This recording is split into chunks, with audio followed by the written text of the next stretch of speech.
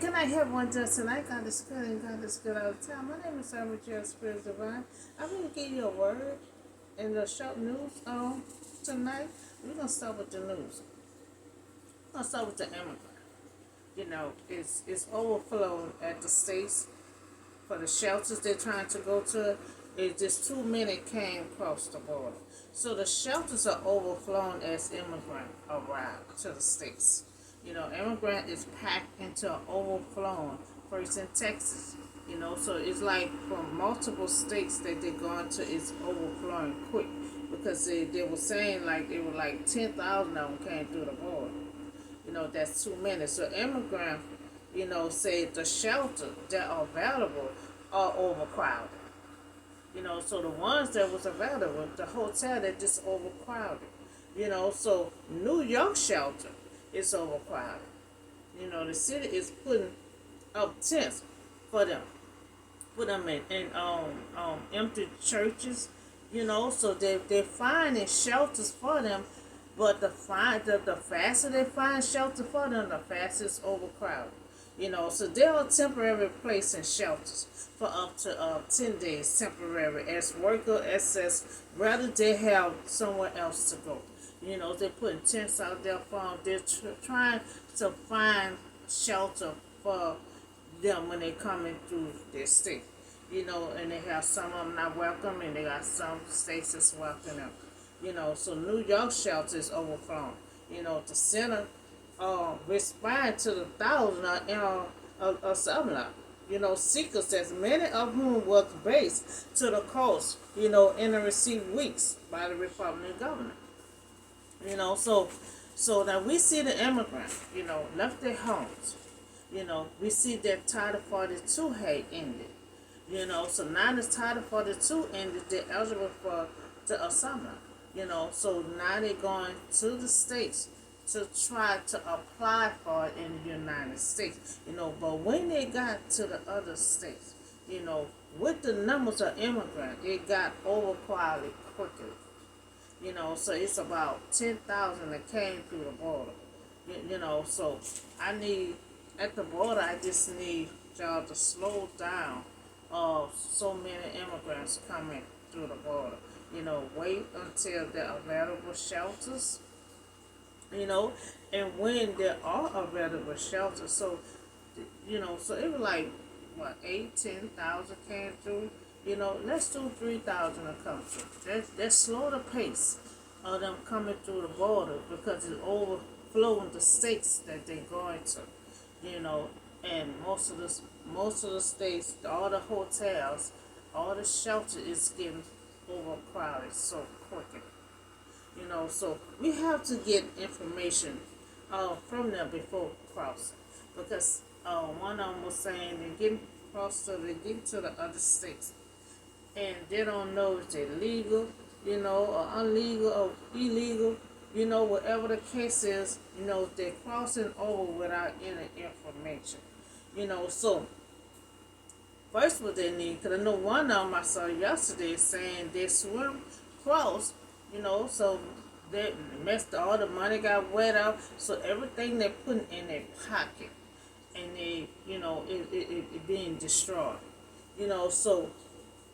So when you get to the border, you should have your ID or your green card with you. And if y'all crossing over and you got to cross over water, please get like a thick plastic to put your personal information in, because time y'all get to the border, all your stuff is damaged and wet. So make sure you have your ID or your green card. No compliment, left alone. You know, uh, and make sure, because we need all immigrants to cross over legal. Because if you don't cross over legal and you get to the United States, you won't be able to apply for anything. And it might shift you back, to your hometown. So we're going to do about 3,000 at the border, because 8 to 10,000 is too many. And they're going to other states, overcrowding the states. So they got to make sure they have their ID. How to make sure they're ID. So anything happen, to be able to track them down. And if you go to another state, you need your ID or your green card to apply for your assignment, or the food stamps, any Medicaid, anything you have to apply for, you will need your identification. So you will need that once you get to the border. So we have to slow the pace of immigrants is, crossing over the border to another state. So we won't have this overcrowding, because a lot of them saying they don't have no more room, and they started letting them cross the border. So let's stop it for a little while. Stop them from crossing the border for a little while until we find available shelter to place them. Because they're crossing to the other states, they don't have nowhere to stay. So they're building tents for them to stay. So we have to slow the pace of letting them come through until we find available shelter for the immigrant. So that's the story on that. So I do have a word for you. Saul is pursuing David. We still doing Bible study. It might not seem interesting to you, but you're learning the details from front to back of the Bible. So Saul was told, that David had gone to kill him. And he said God had delivered him into his hands, for David, imprisoned himself by entering a town with gates and walls. David's still on the run. So now David in this city here, check out gates, big old walls, so it feel like he imprisoned himself. And so David, Saul think that's an opportunity. He think God is delivering David into his hands. So when Saul heard that David was trapped in a wall town, one with gates, walls, and he thought God was putting David, at his mercy. He was just getting excited. He thinking God had put bringing David, into his hands. So Saul wanted to kill David so badly that he would have interpreted any sign as God approved to move ahead with his plan. So now he think God on his side now against David. So now Saul had misread. He misread the thing, because David in this city with big old gates and walls and everything, he think that was a trap for David to be led into Saul's hands. So he approved by a murder. He think God approved him of murdering David. Now he really thought God wanted him to kill David. He really thought that. So every opportunity is not sent for God. Now he thinks it was sent for God. And I've been learning a whole lot of stuff my own self. A lot of, because we always say God gonna send this and God gonna do that. And when that person comes, we just assume, that from God. But a lot of opportunity is not always from God. We have to sense what's from God. So may want something so much that he assumed any opportunity to attain it is of a divine organ, as we see from Saul's case. He really thought. So now Saul knew that David was in Carolina, so he called his men, to force battle. Now he pretended this. Now he wanted to pretend like he wanted to go to that city to do battle, but all the while he wanted David. That he think God is delivering David into his hands, because David was in big old gates and walls, and he think it was time to step in. So when David had learned, that Saul was plotting against him, he said to the priest, bring the apron. So the priest said, bring the apron. David thinks it's for him, but it's for the priest. The priests wear these special kind of aprons. So David knew that Saul secretly mischief him, and this is the plot. In a foreign scene, in order to do him wrong. Giving out one thing and designing another. So Saul pretend war against the Philistine, but his intention, was to come against Carolina, the city, and take David there. So that was the whole thing, to pretend like he taking over that city, gonna destroy it and everything, all the while just to get David. So for David the priest. Now David already know that Saul planned to destroy the town of Canaan, and on account of him, to destroy and demolish it just to take David. So David has said, will the citizen of Canaan surrender him to Saul, or will Saul come down? Because he heard that Saul is looking for him. He heard that Saul is there. So he thinking the citizen is going to surrender him to Saul, or Saul coming to him. So now David is asking again, will the citizen of Canaan surrender him to Saul, or the Lord God say he will? So David and his men, he got 600 men, and they left and they kept moving from place to place. So now Saul heard that David had escaped, and Saul did not follow. So David had stayed in the wilderness, for a stronghold for a while, and in the hills of the desert, day after day. Keep on running from Saul. So Saul searched for him. But God did not give David into his hand. God never was planning to. He just misread everything because David was behind, big old walls and gates and all that kind of stuff. He thought that was God doing. So now David in the wilderness while Saul are still searching for David. Now remember, by David, first was in this town with big old gates and walls. Saul thought God was giving him into his hand, but God did not give David into his hands. So now David is hearing that Saul had come out to take his life. So Saul not gonna stop. So now David are still running from Saul.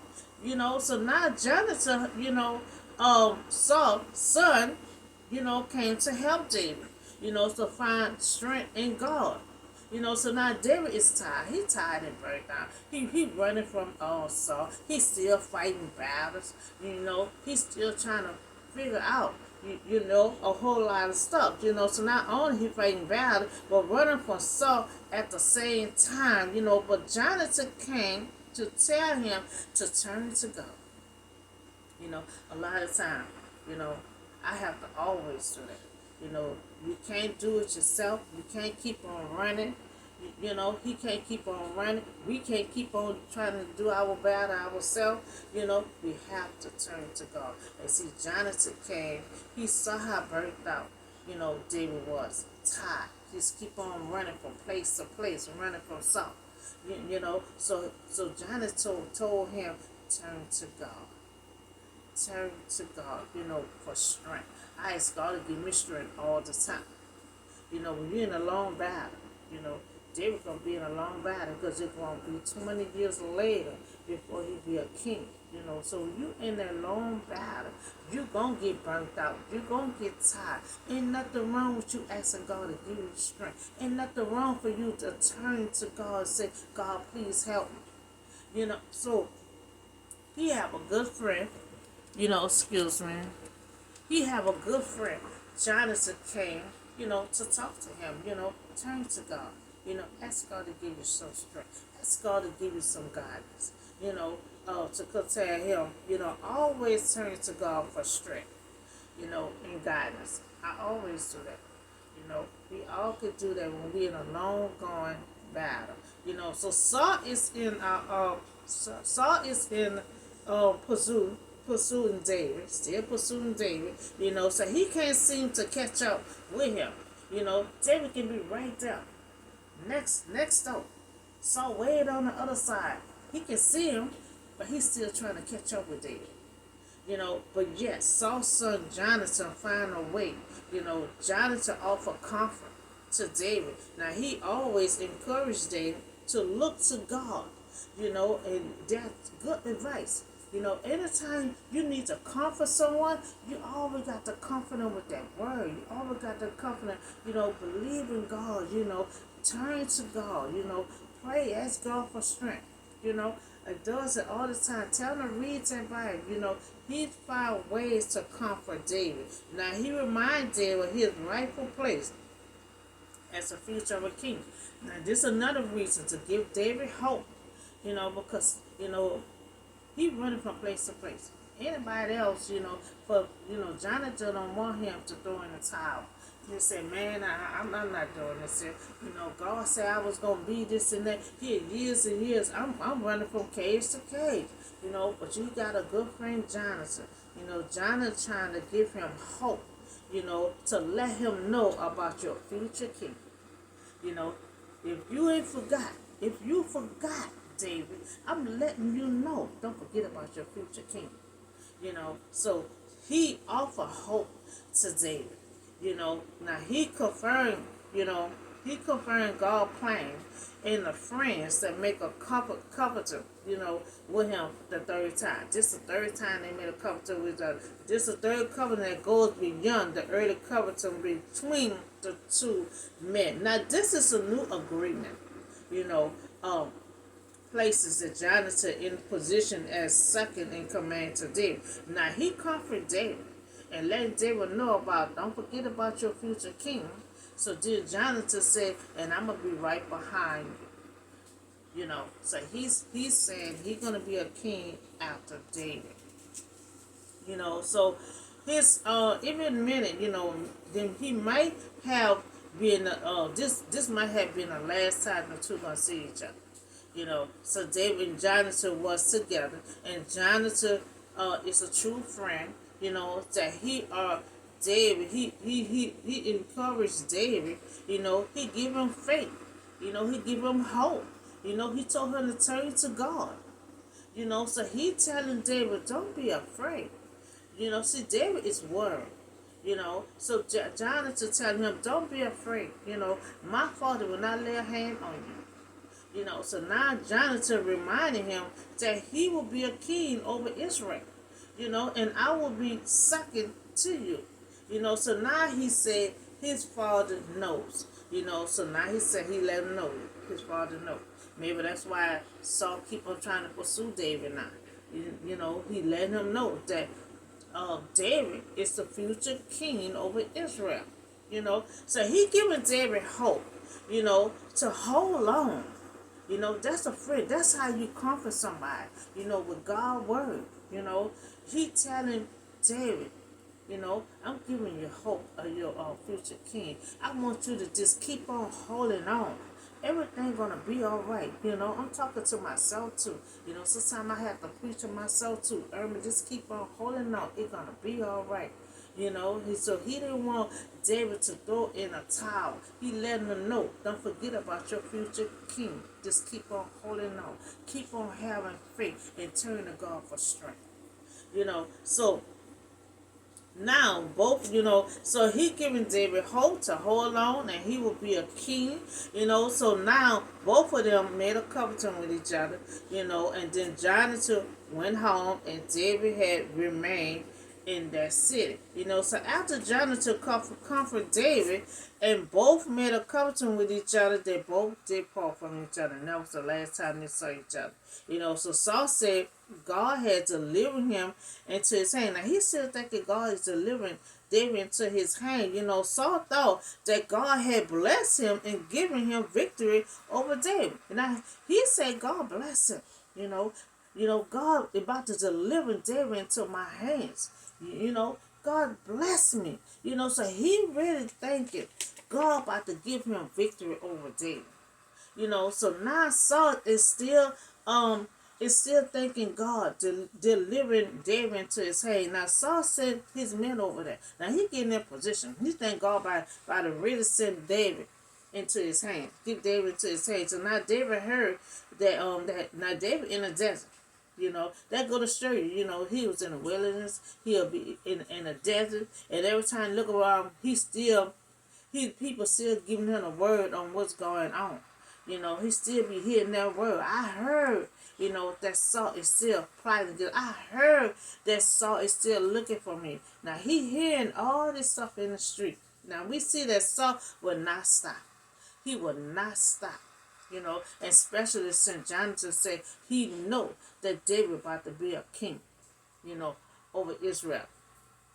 Saul is on one side, David on one side. That's why I say, You know, David here saw them. He could see David, you know, but he still, it's not right there by David that he could touch him, you know. So they both on each other's side, different side. And Saul, in his forces were closer, closing in on David, in his men to catching him, trying to catch him. Now he really thinking God about to deliver him. So the Philistine riding out the land, and Saul pursued the Philistine, trying to just get closer to David. Now we see that Saul kept pursuing David until David got tired, and when his true friend Jonathan came, he comforted him to turn to God for strength. So you are in a storm, when you are in a storm, you will get tired, and nothing wrong with you asking God to give you strength. And nothing wrong with you turning to God. Jonathan saw, what state of mind that David was in. He running from Saul. And he's still trying to figure out what I did. It's something if you done did somebody something, but he ain't do something nothing. He constantly running instead of asking his best friend what I did. And he's still fighting war at the same time, running from cage to cage, place to place. He got burnt out. He got tired. Jonathan had to come and say, turn to God. And that's the best thing we have to do. We have to turn to God. We have to turn to that word. We got to turn to that Bible. The first of all, you got to turn to God. We have to pray to God constantly. And you got to constantly have that Bible right there also. That Bible, reading those words out loud will help your whole life. So that's all the word I have for you today. We still doing Bible study. And I also talked to you about the news about immigrants. They're going to different states to apply for just something. But the shelters is getting overflown. Too many had crossed the border. So too many had crossed the border. So I said, let's slow it down. Let's slow it down a little bit. Let's slow it down. Let's wait till shelters get available. Before we start back sending them across the border. So they will have to go home, or something, because they all trying to find available shelter. And no telling how long they're gonna take. So they might have to go back home and come when available state have shelters. So we have to slow it down. We have to have a number of immigrants to come through the border. 10,000 is just too many. And so we have to just slow it down. We have to stop it a little bit, because we started bringing them from state to state, and they overflowing. So we have to really find out what states have shelter. We also got to find out if that state wants to accept them, because some of them don't want to accept them in certain states. So we got to find out what state wants to accept them, how many available shelters they have. Before we send any more through the border. So that's all the news in the world.